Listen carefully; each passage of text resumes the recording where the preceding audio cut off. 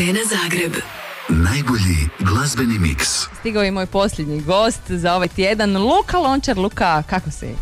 Dobro večer svim slušateljima Antene Zagreb, evo, jako dobro. 26 godina imaš? Da. Igraš u reprezentaciji? Da. Točan odgovor. Jesi li uvijek znao da ćeš biti vaterpolist? Kad sam krenuo, onda nisam imao to u glavi, baš da ću postati sad profesionalno, ali kasnije, nakon 2-3 godine, sam poželio kad sam vidio. Naši vaterpolisti su snimili, mogla bi reći, golišavi kalendar. Kako vam je to palo na pamet? Došlo je samo od sebe, nekako, par njih je predložilo i onda se ostvarilo i tako, eto, ne znam šta bi rekao. Nije bilo ono u slačionici kao, dečki, pa znaš šta, mi stvarno dobro izgledamo, pa mi to malo i pokazat. Inače smo kao samo u kupaćim gaćama, ali u vodi pa niko ništa ne vidi, ha? Pa i nešto tako slično, ajmo reći. Dobro, je li vas bilo onak sram na snimanju ili je bilo prirodno okruženje? Pa nekima je bilo prirodno okruženje, meni nije bilo ugodno, ali nema veze. Frka te bilo što će ti žena reći. Da. I šta kaže supruga? Pa zadovoljna je. Kako je bilo to kad onak prvi put stojiš pred fotografom i sad moraš izgledat nekako? Pa kaže, meni je bilo čudno ono skroz, daj gledaj tamo, gledaj vamo, imaj mističan pogled kad mi je rekao, ja sam ono... I jesi uspio postići taj mističan pogled? A valjda jesam, ne znam, nek ljudi ocijene. Je li bilo Photoshopa na kalendaru? To ne znam, ozbiljno. Jesi vidio slike? Vidio sam slike. I? Pa mislim da nije. Evo, gledamo sad ovu tu okićenu Vlašku, to nam je baš lijep pogled. Lijep, predivan, odlično. I jesi već poklone obavio ili tek misliš? Nisam imao vremena, namjeravam to idući tjedan obaviti. Dobro, a Sveti Nikola?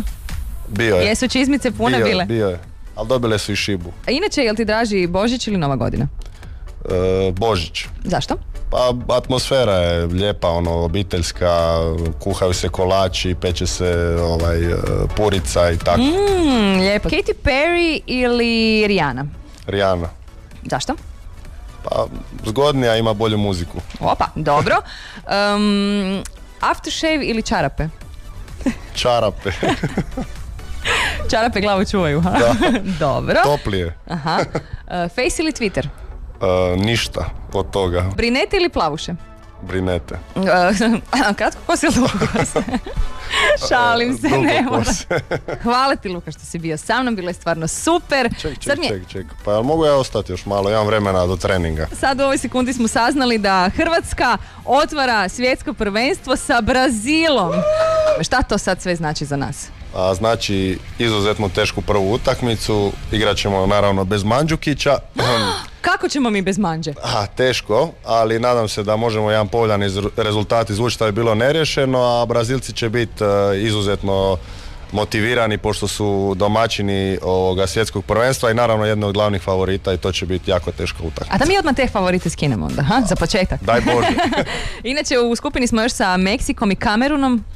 Pa Kamerun mi je iskreno nepoznanica, a Meksiko je uvijek neugodan i jako dobro igraju na ovim svjetskim prvenstvima i u pravilu prolaze te skupine, znači mogu reći da će to biti, ajmo reći, jedna reprezentacija rival di ćemo jako teško izvući bodove, to jest pobijediti.